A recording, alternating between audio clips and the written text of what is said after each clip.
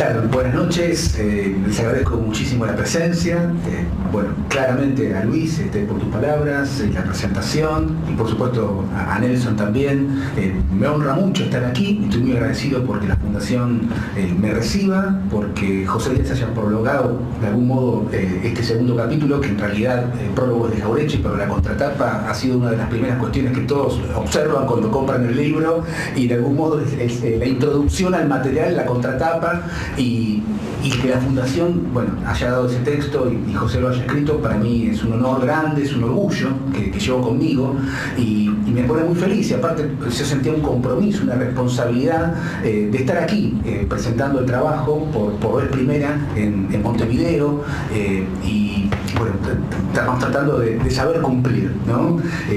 Por supuesto, contar la génesis del trabajo, en este sentido una presentación, con las presentaciones que vengo realizando, fui comprendiendo también cuáles pueden ser tal vez algunas inquietudes en torno a cómo fue la fábrica de la escritura de este libro, cómo pudimos desarrollar la idea. Lo primero que hay que decir es que yo entendía que estar atado al gabinete y al escritorio iba a acabar por darme una obra incompleta, y una obra que solo se basara en escritos, en pensamientos y en reflexiones y en cavilaciones de otros autores, incluso de grandes maestros.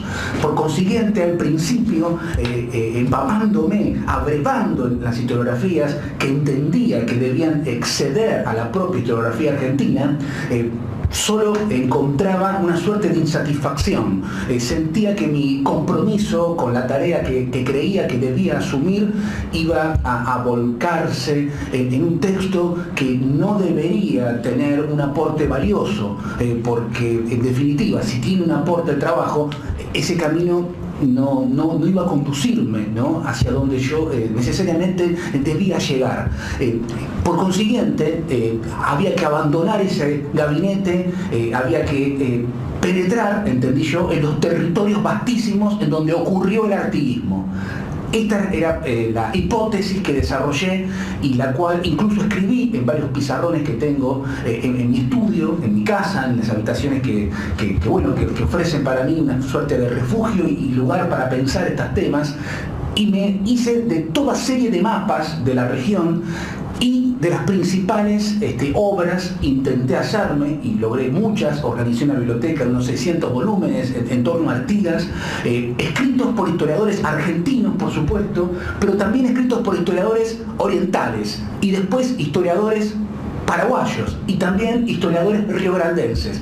Y después de un tiempo de hacerme esas obras, de leer esas obras, de subrayarlas, de pelearme con ellas, de hacer anotaciones al margen, comprendí que incluso eso no alcanzaba más allá de la idea de recorrer los territorios, porque había historiadores provinciales e historiografías provinciales que tal vez no habían sido comprendidas en las obras de los historiadores más divulgados, o que tienen mayores publicaciones, quizá por roles académicos, quizás por haber nacido en una metrópoli, y esa significación de trascendencia podía opacar tal vez las obras de otros historiadores, o esos historiadores no habían alcanzado la masividad que empecé a pensar que tal vez merecieran. Y que esos historiadores habitaban villas, caseríos, poblaciones, poblados, municipios, provincias. Entonces había que hacerse también de esas historiografías. Y las historiografías nacionales, ustedes saben que son compartimentos estancos, y muchas veces abandonan determinado proceso o determinado héroe a partir del momento en que ya no lo necesitan.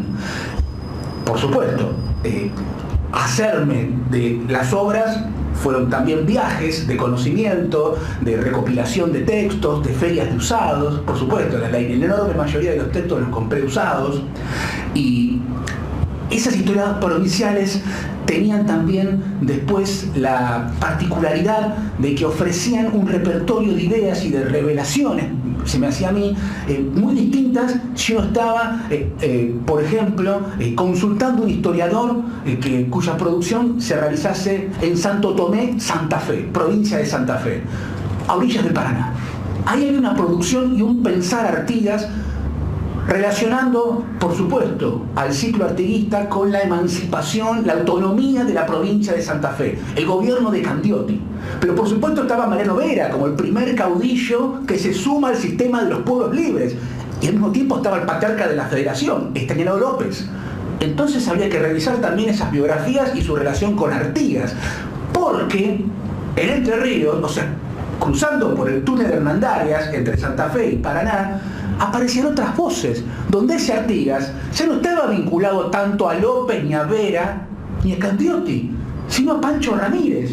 Y algunos historiadores, trazando genealogías, lo vinculaban directamente a Urquiza. Urquiza terminó el trabajo que Artigas dejó inconcluso, la Constitución.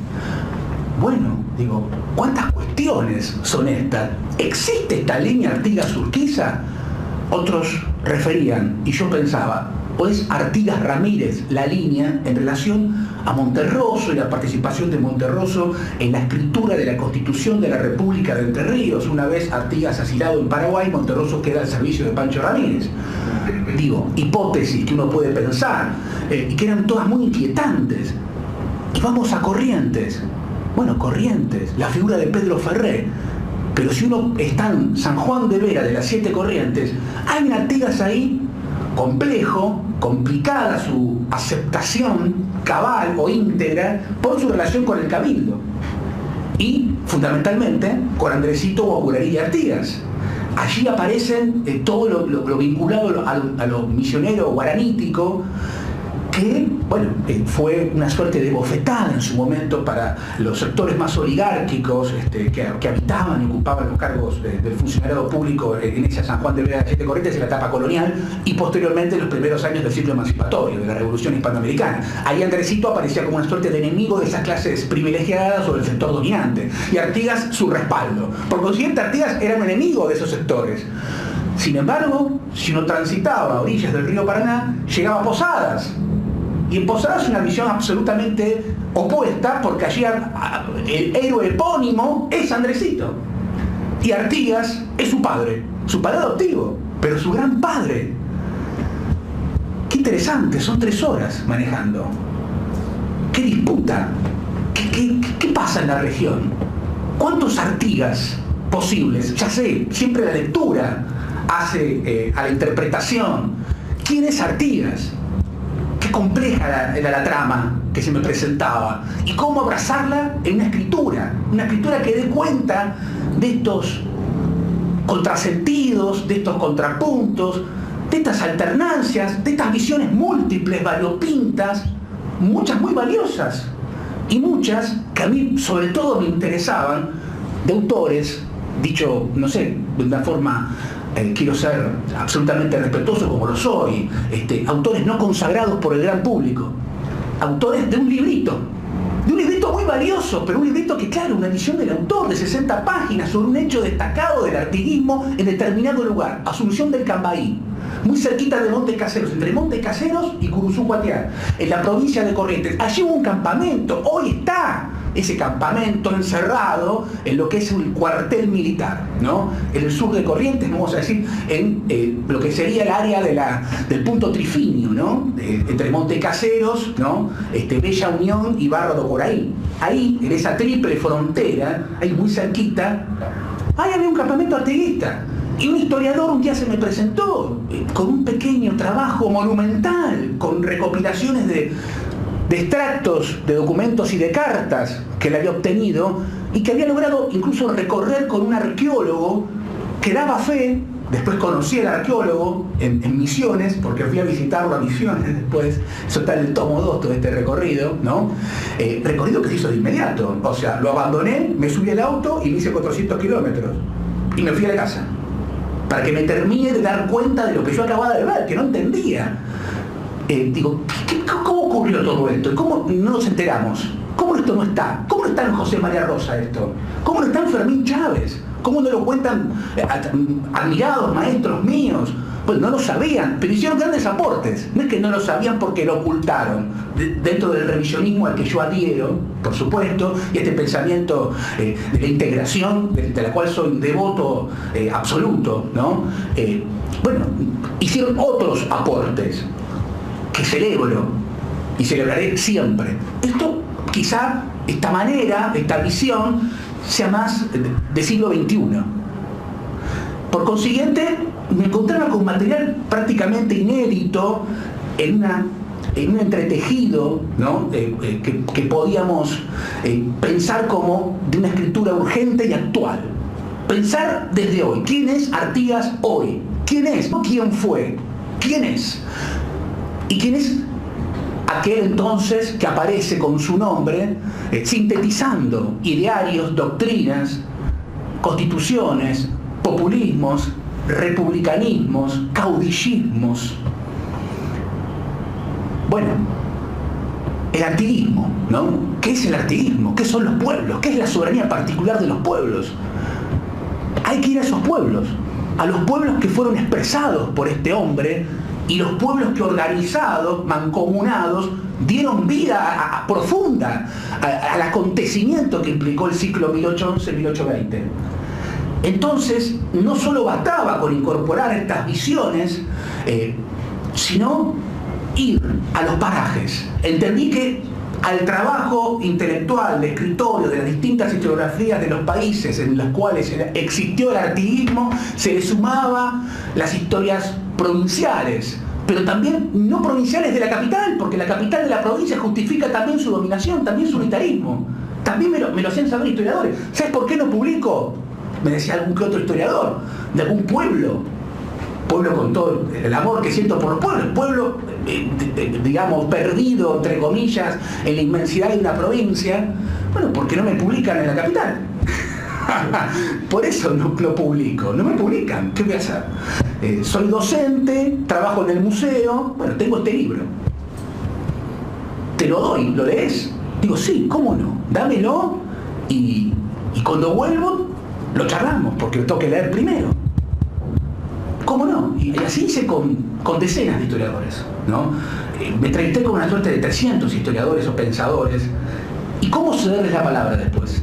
Otro problema grave para mí, para la escritura, porque es muy hermoso estar con cientos de horas de grabación, es trabajoso de grabar, por supuesto, es también fuerte escucharse a uno a lo largo de los años, cómo también va cambiando su tono de voz, cómo cambia también su pregunta, cómo sigue la persecución, y al mismo tiempo cómo respetar hasta la propia lógica del razonamiento. Porque muchas veces la novedad, la revelación, el aporte, aparecía a la media hora de la charla, o aparecía en la despedida, que yo no lo había sentido. Cuando lo desgrababa, digo, ¿qué se afirmó acá? ¿Qué se acaba de decir? Esto es fundamental, esto es lo que yo necesitaba. Esto es otro disparador. Y cada entrevista, cada encuentro, también iba acompañado por mi visita lógica al museo, a la biblioteca y al archivo, y al municipio, para ver si tenían registro de catastro de lo que estábamos elucubrando. Y en muchos casos había de todo, y algunas cosas están en el libro, muchísimo está. Por supuesto no es un álbum de fotos. Por consiguiente, sacamos en realidad, algunas veces me acompañó distintas personas, me acompañaron, tuve compañía y también tuve soledad, por supuesto, hice muchos viajes solo, otros hice acompañados por generosos compañeros que hicieron de fotógrafo, ¿no? Por supuesto, y si llegamos a tener unos 7.000 imágenes de todas estas recorridas, y también eso me hacía recordar la instancia emotiva en la cual las cosas se habían dicho. Digo, ¿cómo respetar todo esto? ¿Cómo abrazarlo todo esto? Un híbrido, digo, la historia. Esto es un libro de historia, pero es un libro de una historia viva. O sea, que también es un libro de la memoria colectiva y también es el libro de un sentimiento que no se agota.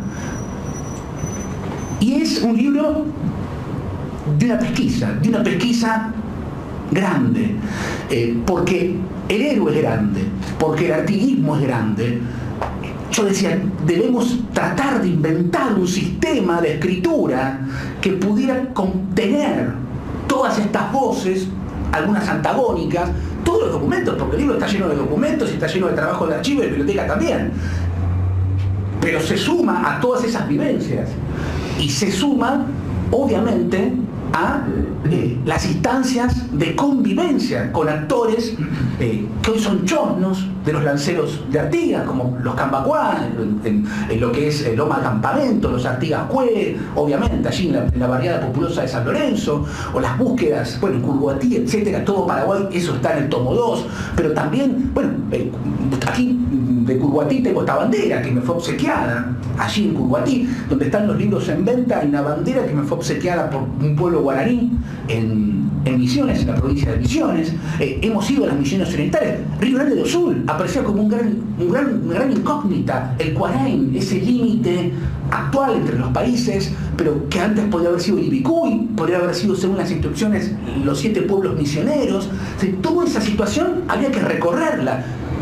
Hasta me aprendí portuñol, me conseguí un diccionario, porque entrevistaba y me encontraba con historiadores que me hablaban en portuñol, haciendo un enorme esfuerzo para que yo los entienda, y yo creí que los entendían mucho hasta que les grababa. Digo, no entiendo todo, lo que no entiendo todo no lo puse, está claro, pero con el diccionario y con la ayuda de algún amigo profesor de portugués, logré traducir mucho, y mucho lo puse en portugués y puse las 2 versiones, la de portugués y la que yo entiendo que es la versión en castellano, que puede ser desmentida, pero un profesor amigo ha dicho que es absolutamente fiel, ¿no? Confío en él. Me pareció entonces que estábamos jugando en una región muy grande y que pudo haber sido más grande. Obviamente, no quiero abusar de su tiempo, sintetizando, también entendí que la Santiago del Estero de Juan Francisco Borges merecía ser indagada. Y fui a Santiago del Estero y me llegué a Salta, por Güemes, para pensar Artigas y Güemes. Bueno, Formosa, Chaco, los pueblos avipones, los matacos, toda esa zona, bueno, había también que explorarla. Entonces ya teníamos pilas de libros de historiadores de 4 países, pilas de libros de historiadores de las provincias, de capitales provinciales y de pueblos y de maestros rurales que también me recibían y querían, al mismo tiempo me daban alojamiento. Yo dormí mucho en escuelas rurales, dormí en bibliotecas, dormí en pensiones de profesorados, y bueno, y el cambio era hermoso para mí. Usted da una charla y nos cuenta cómo viene este libro y se queda a dormir, ¿no? Y yo me quedé a dormir y yo era feliz, fui muy feliz. Y me hice multimillonario en afectos. Siento profundo amor por la región y por sus hombres y mujeres y por sus pueblos. La idea de pueblo me penetró profundamente. La tenía desde un punto de vista intelectual, pero el trabajo de campo me condujo a abrazarla, porque por fuera de esa idea entiendo que prácticamente no hay nada, ¿no? Son los pueblos los que manejan y conducen su destino, y sus necesidades las conocen los pueblos, ¿no? Lo sabemos, pero recorriendo los pueblos, yendo a Rosario del Tala y de ahí pasando por Nogoyá, yendo al pueblito, después conduciéndome por ciudades donde hay un montón de artiguistas, donde me abrían la puerta y había un retrato de Artigas y estaba la bandera colgada, extraordinario, y aparecía alguien que era un peón rural diciéndome, bueno, mi abuelo hablaba siempre de Artigas. Digo, ¿cómo es esto? Sentémonos, cuénteme. Y yo lo cuento en el libro. Entonces, a toda esa tarea de escritorio, le sumé esa y le sumé un tercer problema. Tratar de ser absolutamente coherente con el modo, la forma en la que esos relatos me fueron suministrados, ¿no? Por eso me obsesiono por los paisajes, narro las descripciones de los encuentros, y vamos a decir, las vicisitudes de cada cuestión, y vamos y venimos, siempre entre el hoy y el ayer, porque permanentemente había una necesidad de decir por parte de mis interlocutores, si Artigas estuviera hoy aquí, esto no sería como es. Porque todo el tiempo estaba en juego el federalismo, o el confederalismo. ¿Somos países federales? Eso se recorre durante todo. Obviamente que el trabajo asume un riesgo, que es lógico, por eso se publica, y más allá de todo esto estoy yo, por supuesto, y es mi responsabilidad. Evidentemente yo tengo una posición tomada sobre el reglamento de fomento para la campaña, como sobre los reglamentos aduaneros, sobre las instrucciones, sobre el oficio del AIMAN, sobre la posición del GI, está sobre el Pacto de Ábalos, sobre el Congreso de Oriente, todo eso está, por supuesto que está mi voz. Eso quiere ahora encontrar absolutamente, que estoy allí, ¿no? Permanentemente dando mi opinión, pero nunca la doy seguida a otras opiniones o a otras voces, porque eso me parecería un acto casi de violencia, ¿no? No tiene sentido ir a la búsqueda de un testimonio que considero valioso y después ponerlo en juego conmigo, que tengo la última palabra. Es como un panelista que cierra él el debate y se queda con la versión final. Parece que él la tiene atada y el otro ya no tiene posibilidades. Eso me parece que es de mala fe. Así que eso no está en mi libro, porque estoy en contra de ese tipo de cuestiones, ¿no? Entonces, muchas veces los relatos continúan. Está en la página 34 y sigue en la 75. Volvemos al problema. Y yo vuelvo al Tala. Vuelvo a la habitación donde estaba yo con ese hombre. Entonces vuelve, o sea, todo el tiempo, porque los problemas siguen estando, porque todo el mundo quiere citar algunos documentos, entonces hay que volver a pensarlos. Y por el tema de los pueblos como gran formulación, ¿no? Las provincias argentinas, litoraleñas, arteguistas siguen reclamando la navegación de los ríos. Ese tema sigue pendiente el tema aduanero. Por supuesto que no hay un debate por fuera de la intimidad de la conversación y por fuera de algunos foros políticos, que evidentemente existen, y hay una constitución, hay una república consolidada, y hay leyes que se cumplen, etcétera, etcétera. Ahora, ese fantasma está. El fantasma del artiguismo sobrevuela toda esa región. Es decir, ¿cómo es posible que yo durante 6 años fui a Posadas y nunca pude ir en barco? ¿Tengo que ir en avión o tengo que ir manejando o en micro? No usamos el río Paraná. No puedo ir. No es raro. Es extraño. No podemos atravesar los puertos de Artigas, de Esquina, de Goya. No podemos. No hay dónde comprar un pasaje. No se vende el pasaje. No está la empresa. No hay nada. No lo tenemos. Cuando uno conversa con muchas provincias, dicen, nosotros estamos incluso culturalmente todavía sufriendo una hegemonía porteño-bonaerense, ¿no? Cosa que es muy cierto, porque los medios masivos, Clarín, La Nación, han comprado incluso a los diarios de menor tirada o diarios cuyos propietarios tienen una necesidad económica y vendieron, e invaden con las noticias de un choque en la avenida General Paz. Y eso es muy fuerte. Y ahí piensan el tema del federalismo, la integración, el tema del Mercosur, todo el tiempo el tema está. Y cuando pensamos incluso en el Paraguay, aparecen los historiadores francistas, los antifrancistas, la concepción de Francia. Allí se ve mucho a Artigas, me parece, a partir de qué lectura se tenga de Francia, ¿no? Ahí es muy fuerte el tema de Francia, pero también de Yellos, ¿no? Por supuesto que era quizá el lazo más fuerte que Artigas podría haber persuadido de esa unión y su incorporación al sistema de los pueblos libres, que de algún modo nosotros sentimos desde el revisionismo y del neorrevisionismo. Yo tengo 43 años ahora, me siento joven, sé que cronológicamente debo ser joven, pero me siento inmensamente joven, así que y me siento vital en el sentido de que tengo ganas de seguir y bueno, me doy cuenta que es un tema pendiente a lo mejor esta cuestión que estamos aquí conversando, y que el Tucho decía argentinos orientales y argentinos occidentales, sí, ¿no? Ahí hay una clave, ¿no?